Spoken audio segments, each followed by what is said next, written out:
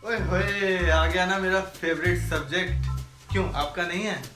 हर रोज हम किस्मत पे बातें करते हैं। स्टे ट्यून्ड, बात करेंगे इसके बारे में।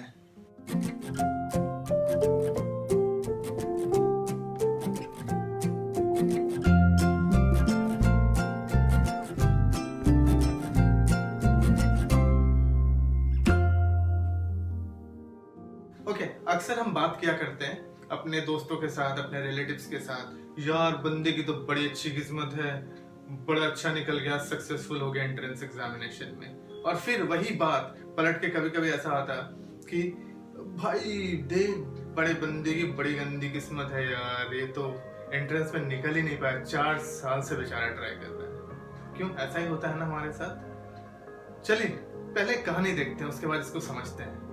दूर किसी वीरान छोर पर एक समृद्ध सा गांव था और उस गांव में बने सारे घर बहुत ही खूबसूरत।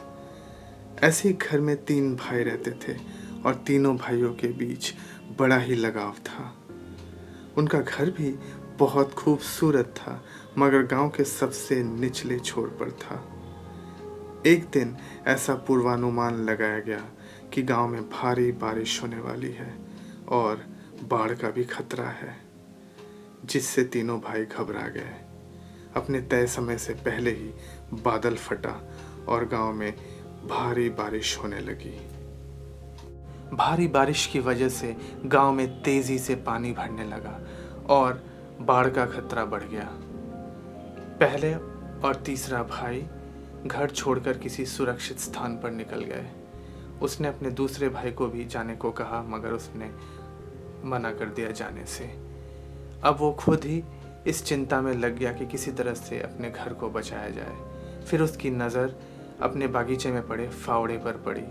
उसने खुद ही फावड़ा उठाया और खुदाई करनी शुरू की ताकि एक नहर बन जाए और पानी को बाहर निकाला जाए। 5 से 6 घंटे की मशक्क़त के बाद उसे कुछ हद तक सफलता मिली, जिससे वो खुशी से कूदने लगा। उसके बाद उसने और तेज़ी से खुदाई करी और फिर अचानक उसका फावड़ा किसी ठोस वस्तु को ज़मीन पर जाकर लगा। उसने जब और तेज़ी से खुदाई करी तब उसे एक बड़ा सा लोहे का बक्सा मिला, जिस पर सिर्फ सोने के सिक्के थे। अब उन सोने के सिक्कों से वो रातों रात अमीर बन गया। कैसी लगी कहानी? अच्छी लगी ना? अच्छा, एक मेरा सवाल है।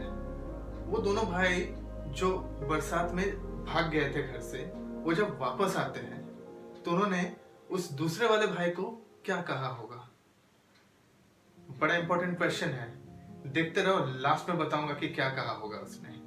अच्छा, एक इंपॉर्टेंट इक्वेशन बनाया था डॉक्टर रॉबर्ट रेसनिक ने, जो एक साइकोथेरेपिस्ट थे लॉस एंजलिस में। उन्होंने एक इंपॉर्टेंट इक्वेशन दिया था, E+R=O, यानी जो हमारे आसपास जो चीजें होती हैं उसको उन्होंने कहा था इवेंट्स, और उसके साथ में जो ये R है उसमें उन्होंने बताया था इसे रिस्पॉन्स, मतलब हर वो इवेंट जो हमारे आसपास होता है और उस पर जो हमारा रिस्पॉन्स होता है, हम उस पर किस तरह से रिएक्ट करते हैं, वो हमारा रिएक्शन हो गया। और O, यानी जो ये आउटकम है, वो आउटकम वो है, मतलब हमारे जो रिस्पॉन्स के बाद, उस इवेंट्स होने के बाद जो हमारा रिस्पॉन्स है उस पर जो आउटकम निकलता है वो आउटकम एक्चुअली होता है। मतलब वो आउटकम पर ही ये जो किस्मत वाली बात कहीं ना कहीं अटकी हुई है। देखेंगे कैसे। अगर उसी कहानी पर आए तो उस कहानी के अंदर अगर हम देखें कि उन तीनों भाइयों के लिए इवेंट सेम था। बारिश हो रही थी, बाढ़ आने का खतरा था, उनके घर का डूबने का खतरा था। तो तीनों भाइयों के लिए इवेंट सेम था। 2 भाइयों ने ये सोचा कि क्यों ना हम चले जाएं और इस सिचुएशन से बच के निकल जाएंगे। मगर जो दूसरे वाले भाई ने, उसके लिए रिस्पॉन्स अलग था। उसने ये सोचा क्यों ना मैं घर का भी बचाव करूं और इसके साथ साथ खुद का भी बचाव करूं और कुछ ऐसा करूं जो कुछ डिफरेंट हो जाए, जो इन्होंने नहीं किया। और उसने वही किया। इनफैक्ट उसने एक गड्ढा खोदा, गड्ढे से एक चैनल बनाया और उस चैनल को बनाकर उसने घर से पानी निकाल दिया, और इस हिसाब से इसको करते हुए वो रिच भी हो गया, उसे पैसा भी मिल गया। तो क्या था, मतलब तीनों भाइयों के अंदर इवेंट सेम था और रेस्पॉन्स अलग था, रेस्पॉन्स की वजह से आउटकम डिफरेंट निकल गया, और ये जो आउटकम डिफरेंट निकला वो उनको लकी बना गया। यानी जो हम किस्मत वाली बात करते हैं, तो किस्मत कहाँ आया? किस्मत में कहीं नहीं ये बात आती है कि ये बंदा पहले से ही लेकर पैदा हुआ है, नहीं, ये कहीं ना कहीं हमारी मेहनत है, और हमारा जो रेस्पॉन्स है किसी भी इवेंट के अगेंस्ट में वो है, ठीक है। यानी सेकंड जो इंपॉर्टेंट पॉइंट है वो हमारा हार्ड वर्क है। यस, यही इंपॉर्टेंट पॉइंट है, हार्ड वर्क है। हार्ड वर्क के जरिए ही किसी भी रिस्पॉन्स को हम अपने अनुकूल बना सकते हैं, और उसके बाद वो आउटकम बदल जाता है और वो लकी और अनलकी बन जाता है।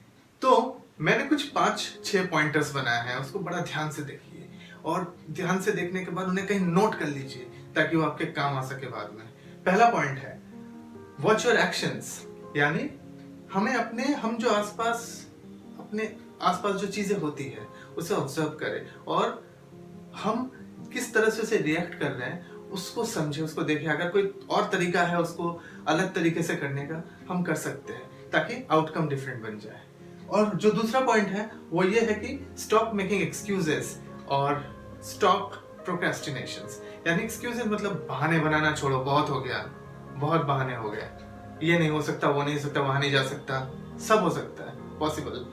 अगर चांद में जाने वाला पहला आदमी चांद में जा सकता है तो डेफिनेटली हो सकता है सब कुछ, है ना। और प्रोक्रेस्टिनेशन, ये तो भाई सबका दुश्मन है। आज का काम कल करूंगा, कल का काम परसों करूंगा, आज तो लेजीनेस लग रहा, सोने का टाइम हो रहा, कल करूंगा। ये चीज निकल जाए तो बहुत बढ़िया, तब वो सो कॉल्ड किस्मत चेंज हो जाएगी। तीसरा पॉइंट है हैव पेशेंस, यानी थोड़ा सा सब्र रखना पड़ेगा। सब्र इसलिए क्योंकि जरूरी नहीं कि आप जो चीज कर रहे हैं उस पे रिजल्ट वही आए एक ही बार में जो आप चाहते हैं, अलग आ सकता है। तो हैव पेशेंस, धीरे धीरे आ जाएगा, आप ट्रैक पर आ जाओगे, ये डेफिनेटली होगा। चौथा है फीडबैक। फीडबैक बहुत इंपॉर्टेंट है। फीडबैक इसलिए इंपॉर्टेंट है क्योंकि हम जो काम कर रहे हैं वो किसी अनबायस्ड न्यूट्रल पर्सन से, घर वालों से नहीं, न्यूट्रल पर्सन से पूछिए कि क्या वो काम सही किया आपने, क्या आपका रिस्पॉन्स वो पर्टिकुलर जो चीज आपके आसपास हुई है क्या उसका रिस्पॉन्स सही था उसके अगेंस्ट में आपका, प्लीज उस पर ध्यान दीजिए। और एक और जो इंपॉर्टेंट पॉइंट है वो है स्टॉप कंप्लेनिंग, यानी शिकायतें नहीं।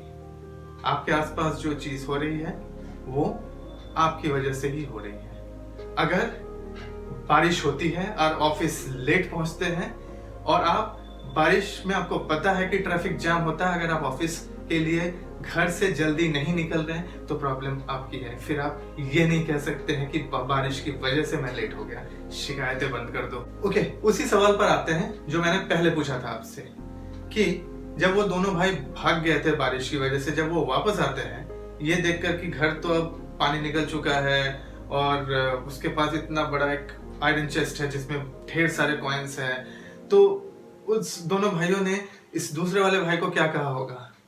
सिंपल सा आंसर है जो हम कहते हैं, you are a lucky man, बड़े किस्मत वाले। Stop doing this. किस्मत नहीं होता, किस्मत हम बनाते हैं। उम्मीद है आपको ये वीडियो पसंद आया होगा। अगर आपको पसंद आ रहा है अब तक के सारे वीडियोस, प्लीज सब्सक्राइब कर लीजिए और बेल बटन को हिट भी कर लीजिए ताकि ये वीडियोस आप मिस ना करें। प्लीज हौसला अफजाई करते रहिए, प्लीज मेरे चैनल्स को आप देखते रहिए और शेयर करते रहिए ताकि बाकी लोगों तक भी ये बात पहुंच जाए, ये बहुत इंपॉर्टेंट है। फाइनली हम देखेंगे देखो फंडा ऑफ द वीक। आज का देखो फंडा ऑफ द वीक यही है कि आप अपने घर के आसपास या जो भी कुछ हो रहा है आप अपनी चीजों को ऑब्जर्व कीजिए, लोगों को ऑब्जर्व कीजिए, उनसे बातें कीजिए, और एक पर्टिकुलर इवेंट या जो आसपास, मान लीजिए आज बारिश होती है और बारिश में आप किस तरह से आपने रिएक्ट करा, उस बंदे ने किस तरह से रिएक्ट करा, उनके रिस्पॉन्सेस को नोट कीजिए, एनालाइज कीजिए। अगर कुछ अलग हो सकता है तो किस तरह से अलग हो सकता था, इसको एनालाइज कीजिए। ये बहुत इंपॉर्टेंट है और ये आपको आपके गोल्स तक धीरे धीरे पहुंचाएगा। ये लाइफ टाइम फंडा मैंने बताया आपको, जो बहुत पसंद है, मेरे काम आया और आपके भी काम आएगा। Thank you so much for watching this Desi So channel, and thank you so much for the support so far you've given to my channel. Please keep watching and have a healthy life and stay blessed. Thank you.